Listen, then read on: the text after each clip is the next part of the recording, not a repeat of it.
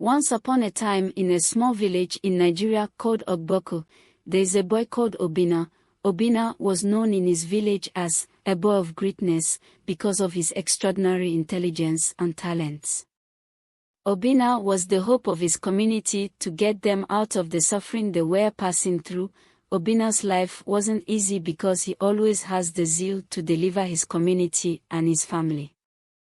But unfortunately for Obinna, his parents died when he was still a little boy, so without knowing where else to go, he moved in with his uncle Emeka and his aunt Obiajili. Obinna, thinking that his uncle and his wife would treat him well because of Emeka being his father's elder brother, but in his case the reverse was the case. Emeka and Obiajili had their own children named Nnamdi and Chibuza.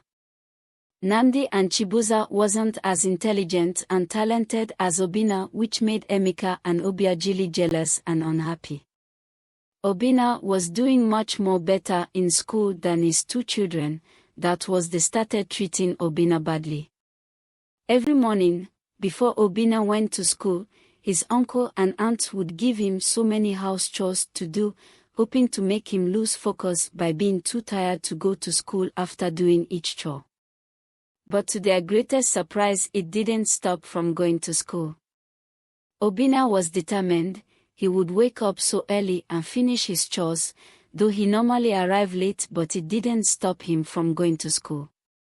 Though his uncle was wicked to him, Obinna was still excelling in his studies, listening attentively in class and getting the best grade during exam. So one day the community was experiencing famine. Their village stream dried up because of lack of rain to fill it up. Their planted crops kept dying because of lack of water or rain. The little water they drink was gotten from a village very far from their own village. The villagers, thinking that their ancestors are angry with them, offered many sacrifices to appease them, but it was to no avail. The chief priest always came back telling them that the gods is not angry but pleased with them, which always made them feel uneasy.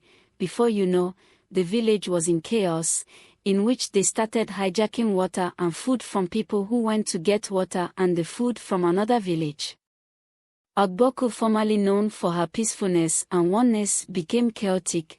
People started fleeing to their maternal home to avert the dangers and sufferings in the community. Obinna, being very worried with the conditions of his beloved village, he started experiments on how to save his village from the particular situation. After thinking for a while, he remembered what his teacher taught him in school about how one can get water from the ground. Obinna went to work trying to create something that can pump out water from the ground. After so many days of trying, Obinna finally discovered what he was looking forward to invent. He constructed a machine, a water pump, by a simple yet effective mechanism.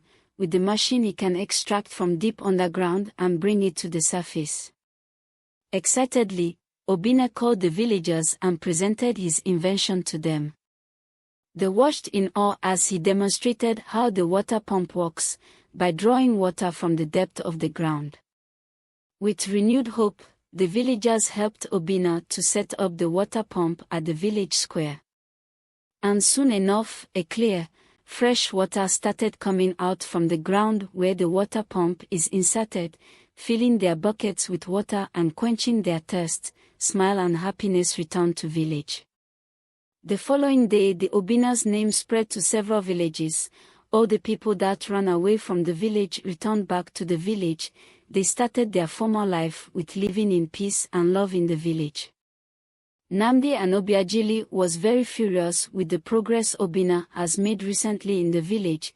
It is not that they were not happy that water was restored to the village, but why must it be Obinna? They understood that treating Obinna bad wasn't enough to bring him down. They resorted to more deadly measure. They both visited a chief priest from another village to help them with charm for Obinna. They believe with the charm that priest has given them it would make Obinna lose his intelligence.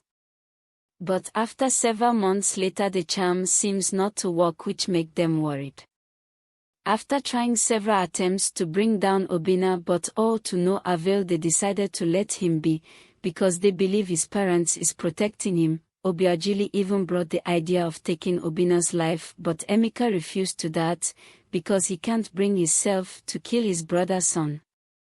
After Obinna's uncle refused the idea of taking his life, he was still being mean to him, which means that he was still subjected to the heavy burden of doing many house chores before going to school. With Obinna's name spreading far and wide to several kingdoms and even reaching to the government for his work in his village, he was invited by the government.